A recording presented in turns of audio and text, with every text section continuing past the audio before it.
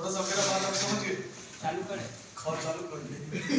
O interest on capital का जो concept है कि interest on capital, opening capital, additional capital और ड्राइंग ऑफ कैपिटल पर निकाला। ओपनिंग कैपिटल, एडिशनल कैपिटल और ड्राइंग ऑफ कैपिटल पर निकाला। ओपनिंग कैपिटल और एडिशनल कैपिटल का ब्याज हम लोग क्या करते हैं, आपस में जोड़ देते हैं और ड्राइंग ऑफ कैपिटल का ब्याज उसमें से घटाते हैं। ड्राइंग ऑफ कैपिटल जब तक क्वेश्चन नहीं कहेगा तब तक आप उसको ड्राइंग ऑफ कैपिटल नहीं मांगिएगा। ड्राइंग ऑफ कैपिटल में ड्राइंग ऑफ कैपिटल लिखा रहता है, चाहे विथड्रू फ्रॉम कैपिटल लिखा है। सीधा अगर ड्राइंग दिया रहे ना तो हम उसको ड्राइंग बोलते हैं, उसको हम लोग प्रॉफिट का ड्राइंग बोलते हैं। तो मेरा बात आप समझिएगा, इंटरेस्ट ऑन जो कैपिटल है या interest on capital, opening capital, additional capital और ड्राइंग ऑफ कैपिटल पर निकलता है। हम लोग क्या करते हैं, इस दोनों ब्याज को जोड़ लेते हैं, इसमें से इसको घटा लेते हैं। सीधा ड्राइंग दिया रहता है, ड्राइंग ऑफ कैपिटल नहीं समझेगा और ड्राइंग ऑफ प्रॉफिट होता है, उस पर ब्याज नहीं निकलता। अगर क्वेश्चन में हमारे पास ओपनिंग कैपिटल नहीं दिया रहे, यानी लास्ट वाला डेट को कैपिटल दिया रहे, तो क्लोजिंग कैपिटल होता है। और क्लोजिंग कैपिटल निकालने का सबसे बढ़िया तरीका है कि पार्टनर्स कैपिटल अकाउंट हम लोग क्या करते हैं, खोल लेते हैं। बात समझिएगा।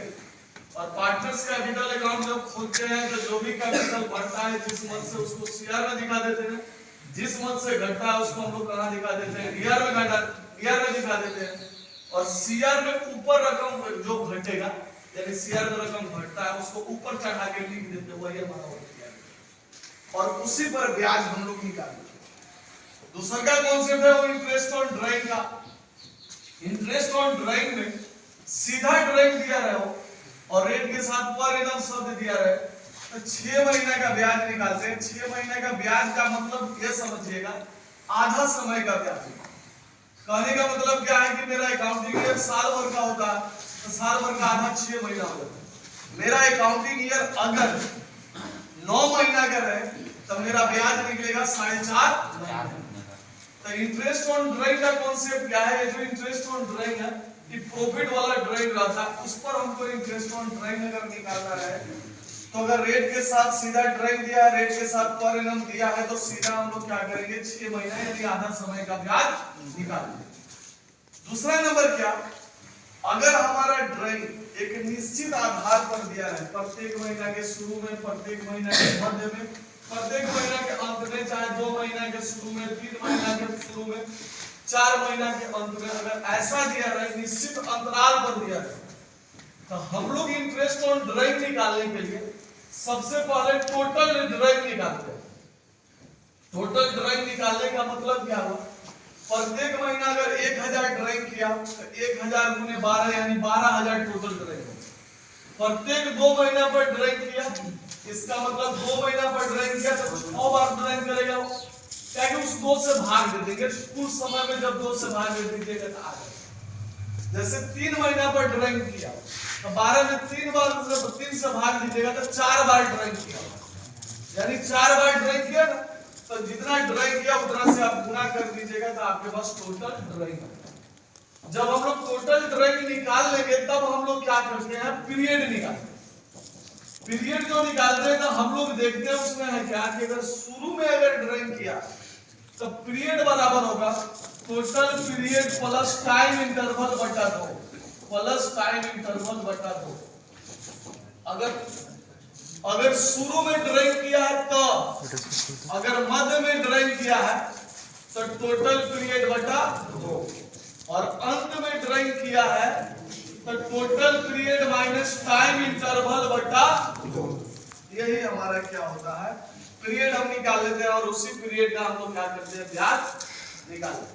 अगर ड्राइंग क्या किया है, जेना तेना दिया है, तो जो ड्राइंग जितना महीना रहेगा उतना महीना से गुना करेंगे और सारा प्रोडक्ट को हम लोग आपस में क्या करेंगे, जोड़ेंगे।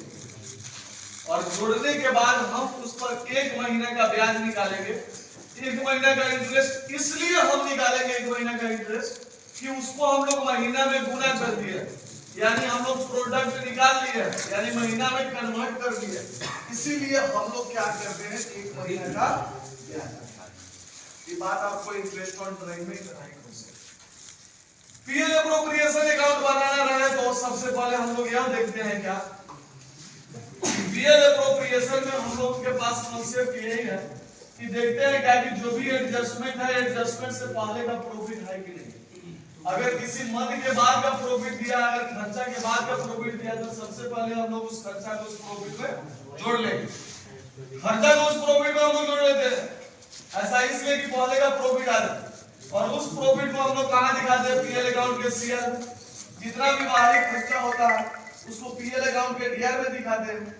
बिजनेस का बिजनेसमैन पर जो भी खर्चा होगा उसको हम लोग कहाँ दिखाएंगे, पीएल एप्रोप्रिएशन के डीआर में। अगर रिजर्व में भेजेंगे, फंड में भेजेंगे, उसको भी हम लोग कहाँ दिखा देते हैं, पीएल एप्रोप्रिएशन अकाउंट के डीआर में। लास्ट में डीआर में रकम घटता है तो हमारा प्रॉफिट हो जाता है, सीआर में घटता है तो लॉस हो जाता है, उसको प्रॉफिट रेशियो में हम लोग बांटते। गारंटी में हम लोग करते क्या है कि जिसको हम लोग गारंटी दिए सबसे पहले उसी को हम लोग प्रॉफिट देते हैं। जिसको हम लोग गारंटी दिए रहते हैं सबसे पहले हम उसी को प्रॉफिट दे देते हैं, बाद में जो प्रॉफिट बचता है उसको हम लोग क्या करते हैं, उसके रेशियो में बांट लेते हैं। जिसको गारंटी दिए रहते हैं जितना कम होता उसमें सीधा क्या करते हैं, जोड़ देते हैं, जो गारंटी दिया रहता है उसमें से हटा देते हैं। अब आपके पास पास्ट एडजस्टमेंट है, तो पास्ट एडजस्टमेंट का आपको कॉन्सेप्ट ये नहीं समझना। यदि खर्चा का लेखा नहीं किया, खर्चा का लेखा नहीं किए, अगर आमदनी का लेखा कम कर दिए हो तो मेरा प्रॉफिट क्या होगा, बढ़ेगा। और वही आमदनी का लेखा नहीं कर दिए, खर्चा का लेखा ज्यादा कर दिए तो मेरा लॉस बढ़ गया होगा, और लॉस को क्या किया होगा, कैपिटल में बढ़ गया होगा। और कैपिटल में बढ़ा होगा जो कि हमारा गलत है, और गलत है तो उसको ठीक हम लोग क्या करेंगे, रिवर्स करेंगे। जो खर्चा हम लोग नहीं दिखाया उसको हम लोग दिखा देंगे, उसके बाद हम लोग कैपिटल को आपस में मिला देंगे, और कैपिटल को आपस में मिला देंगे तो जो हमारा एंट्री बनेगा, जहाँ पे कैपिटल डीआर होगा कैपिटल को डीआर कर देंगे, जहाँ पे कैपिटल सीआर होगा वहां पे कैपिटल को सीआर। अब थोड़ा सा रिपोर्टिंग